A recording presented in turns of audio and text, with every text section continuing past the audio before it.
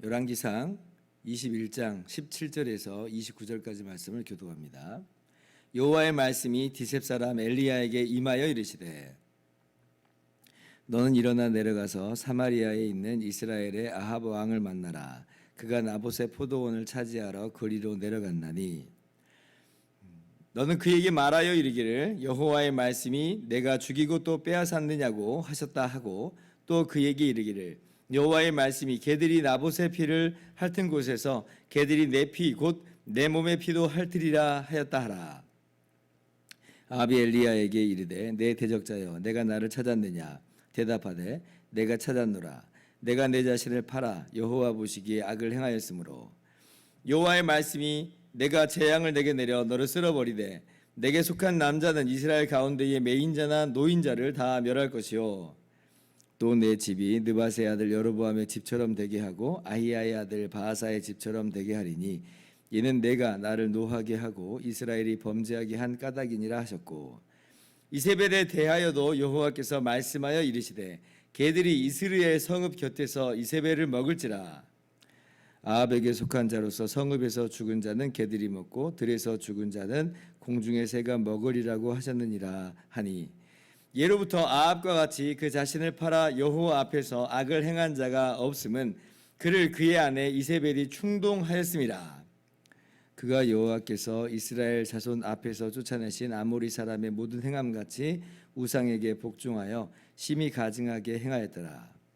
아합이 이 모든 말씀을 들을 때에 그의 옷을 찢고 굵은 배로 몸을 동이고 금식하고 굵은 배에 누우며 또 풀이 죽어 다니더라.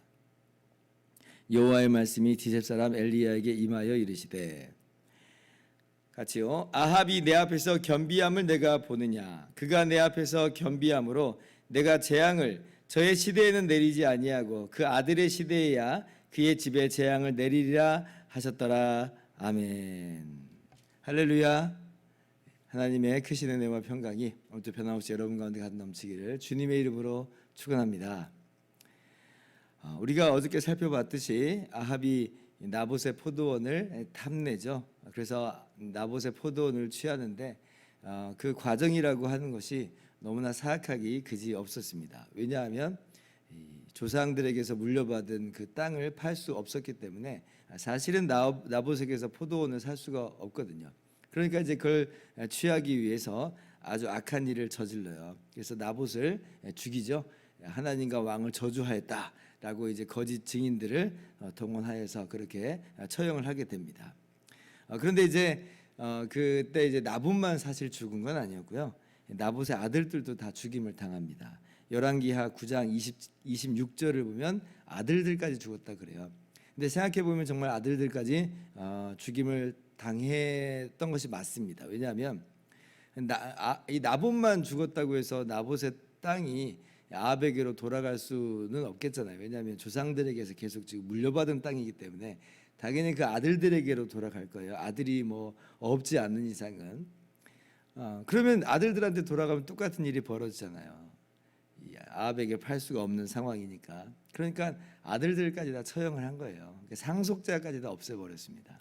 그러니까 이제 상속자가 사라지니까 아합이 나봇의 그 포도원을 살 수가 있었던 거예요. 다시 한번 생각해봐도 너무나 끔찍한 이야기고 너무나 기가 막힌 이야기입니다.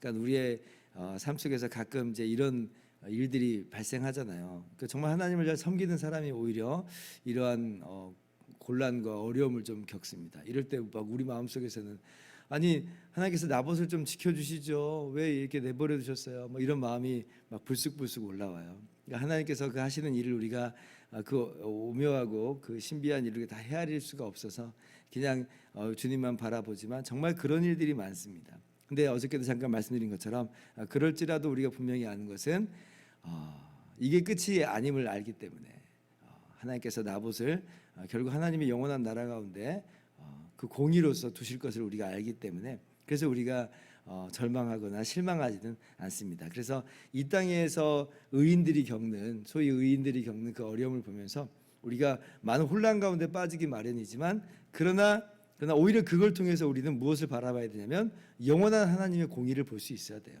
그러니까 영원한 하나님의 공의가 없다 그러면 진짜 이거는 너무나 억울한 죽음에 불과하지만, 그러나 영원한 하나님의 공의가 있고 하나님의 영광스러운 나라가, 예비된 나라가 있음을 알기 때문에 우리는 다 이해는 못하지만, 다 이해 못할 때가 많지만 그래도 고개를 끄덕일 수가 있다라고 하는 거예요.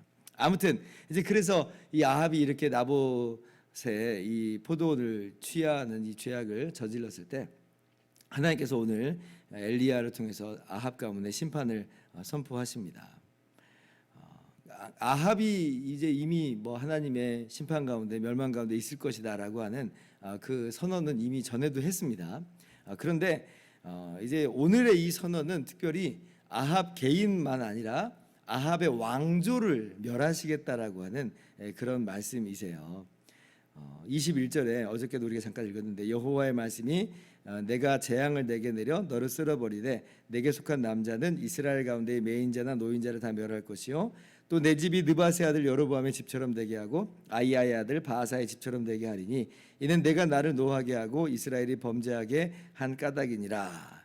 그러니까 지금 여로보암과 그 왕조를 멸하실 때도 이 말씀을 하셨고, 바하사와 그 왕조를 멸하실 때도 이 말씀을 하셨어요. 그래서 이 말씀이 임하면 이제 그 왕조는 끝장이 납니다. 끝장이 납니다. 동일한 선포가 이제 아합에게 내렸다는 것은 아합을 포함하여서 아합뿐만 아니라 아합의 왕조가 다 끝장을 나버린다는 거예요. 굉장히 충격적인 선포죠. 아마 아합이 이전의 역사를 알았던 것 같아요. 여로보암의 멸망사를 알고 있고 바하사의 멸망사를 알고 있었던 모양이에요. 그래서 이 선포 자체가 아합에게 굉장히 충격으로 다가옵니다. 굉장히 충격으로 다가와요. 그래서 오늘 우리가 말씀 볼 때 정말 너무나 깜짝 놀랄 만한 그런 변화를 하나 보게 되는데, 아합이 겸비해져요. 27절 이하를 보면 아합이 이 모든 말씀을 들을 때에 엘리야를 향해서 굉장히 불쾌하게 여기면서 저놈 잡아라 한 게 아니라 오히려 그의 옷을 찢어요. 옷을 찢는다는 것은 슬픔의 표현이고 회개의 표현이잖아요. 그리고 굵은 배로 몸을 통이고, 이미 사람 죽은 것처럼 굵은 배로 몸을 통이고 금식하고 굵은 배에 누우며 풀이 죽어 다닌다.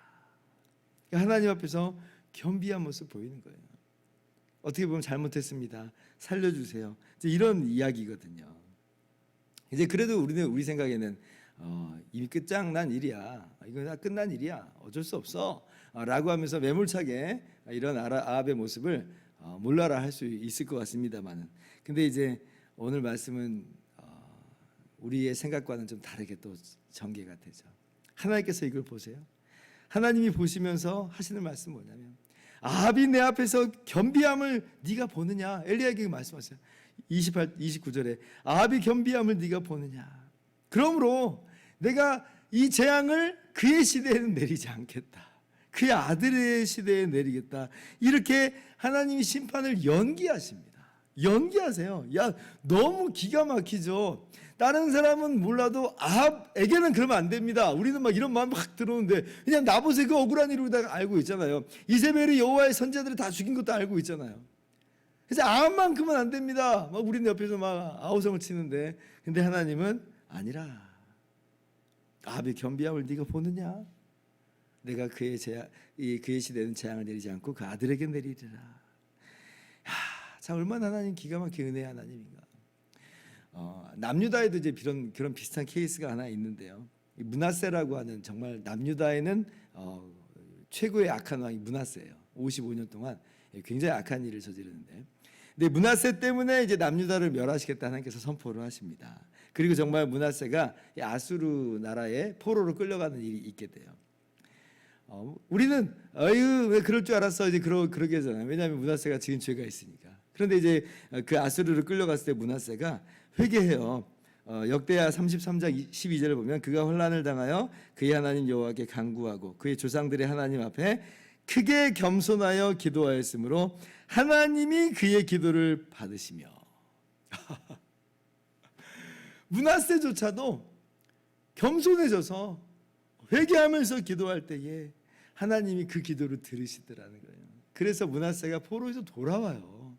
그리고 이제 자기가 저질렀던 그 악행들을 다시 수습을 하는데 이미 그때는 좀 많이 늦은 상태이기 때문에 므낫세가 다 수습을 하지는 못합니다. 그런데 적어도 므낫세만큼은 회개하고 하나님께로 돌아온 왕으로 기록이 돼요. 야, 정말 너무나 기가 막힙니다.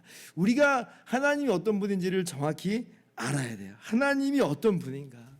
하나님은요, 너무나 자비롭고 은혜롭고 노하기를 더디하신 하나님입니다. 이스라엘 백성이 출애굽 시대 때 금송아지를 만들었을 때 그 죄악 가운데 멸망당할 수밖에 없는 그 상황 속에서, 그러나 하나님께서 모세의 기도를 들으시고 용서하시잖아요. 그때 하나님께서 어떤 하나님인지를 나타내 보여주시는데 제가 읽어드릴게요. 여호와라 여호와라 자비롭고 은혜롭고 노하기를 더디하고 인자와 진실이 많은 하나님이라. 인자를 천대까지 베풀며 악과 과실과 죄를 용서하리라. 그러나 벌을 면제하지는 아니하고 아버지의 악행을 자손 3, 4대까지 보응하리라. 하나님은 자비롭고 은혜롭고 노하기를 더디하시는 하나님이심을 분명히 우리 가운데 교훈하여 주세요. 여러분, 이분이 바로 우리가 믿는 하나님입니다. 그러니까 회개하기에 너무 늦은 죄인은 없는 거죠. 정말 악한 죄인이라도 회개하면서 하나님 앞에 나올 때에 하나님 그를 용서하신다. 아합을 보세요. 아합에게 내려야 될 그 재앙을 연기하시잖아요. 만약에 아합이 지금 이제 일시적인 회개에 불과해요. 내일 이하를 보면 일시적인 회개였구나 우리가 다시 알게 됩니다. 근데 일시적인 회개에 임해도 이제 이렇게 하는 게 너무 기가 막혀요. 근데 아합이 평생 그런 하나님 앞에서의 오늘 겸비한 모습을 잃지 않았다면 아합은 역시 회개하고 돌아온 왕으로 기록이 되었을 거예요. 그리고 그 아들 때의 재앙이 내리는 겁니까? 아들 때의 재앙이 내리겠지만 혹 그 아들도 마찬가지로 아합처럼 정말 이 말씀 앞에서 마음을 찢으면서 겸비하게 나아간다면 어쩌면 그 아들의 시대도 다시 한번 연기가 되겠죠. 그 손주까지 가면요 역시 겸비할 때에 연기가 될 거예요. 연기됩니다. 왜냐하면 하나님은 자비롭고 은혜롭고 노하기를 더디하시는 하나님, 인자와 진실이 많은 하나님이기 때문에 그래요. 우리가 알잖아요. 독생자 예수 그리스도를 우리를 위해서 내어주시기까지 우리를 사랑하시는 은혜의 하나님이고 사랑의 하나님이에요. 오늘도 그 하나님 앞에 우리가 무릎을 꿇고 겸손하게 나아갈 때 하나님께서는 예수 그리스도 안에서 영원히 우리를 용납하신 줄을 알고 우리의 모든 죄를 사하신 줄을 알고 그 안에서 참 기쁨과 만족과 안식과 평안을 누리시기를 주님의 이름으로 축원합니다. 기도하겠습니다.